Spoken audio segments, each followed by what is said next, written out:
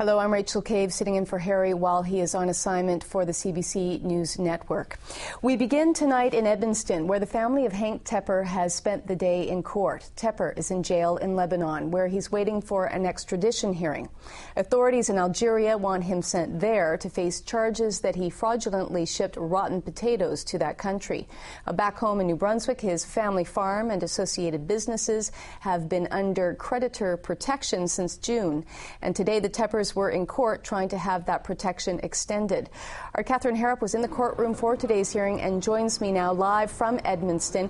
Catherine, that creditor protection was due to expire at midnight tonight. So what happened when the family asked for an extension?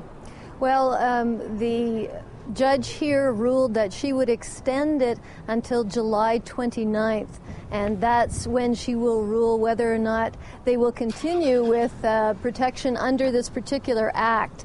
And this was the big back and forth in the courtroom today. Was the lawyer from the Bank of Montreal was arguing that this particular act that they're using now for protection should be replaced by a procedure with something called the Farm Debt Mediation Act, which basically is a procedure that would allow them to do it with no fees, so no lawyers involved, because the Bank of Montreal is arguing to protect what it considers its assets, and it doesn't want fees to be paid out to lawyers and to a monitor. And the monitor is the person the court has appointed, and the monitor goes in and assesses the situation and advises the court on what should be done. And that monitor isn't required in the Farm Debt Act, so that's why the Bank of Montreal was arguing for that. Okay, Catherine. Now, Henk Tepper's father has come out of retirement to help with this crisis. What did he have to say today? Well, he didn't want to talk to us on camera, but he chatted with me a little bit in the courthouse. He's exhausted. He says the family is trying everything to bring Henk Tepper back, his son.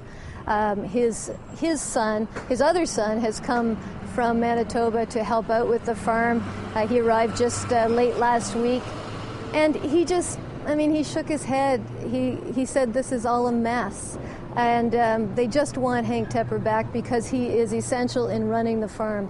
Now, Henk Tepper's side of things, they argued that everything had been done to meet with the conditions of the court, that the crops are in the field, that they are healthy, and that they just wanted the extension to go to October 18th so that the crops could be harvested and that revenue be paid back to creditors. Okay, Catherine, thanks for this. Yeah.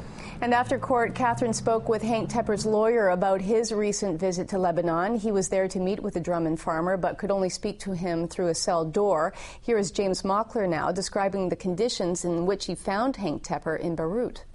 I visited with Henk in his prison, and I spoke with him through his bars. And I have to say that the conditions are worse than deplorable. I own a dog. I wouldn't keep my pet in a facility such as that. There are, from what I could see from the door, there's a common space that might be 15 feet wide and maybe 30 feet long. And on the left-hand side, there are individual cells. I couldn't look into those, but the heat there was incredible. It's very humid there. It was easily 37 degrees on the outside. And the only ventilation that they offered was a huge fan at the door that was directed inward. And look, it didn't offer any comfort to anybody at all.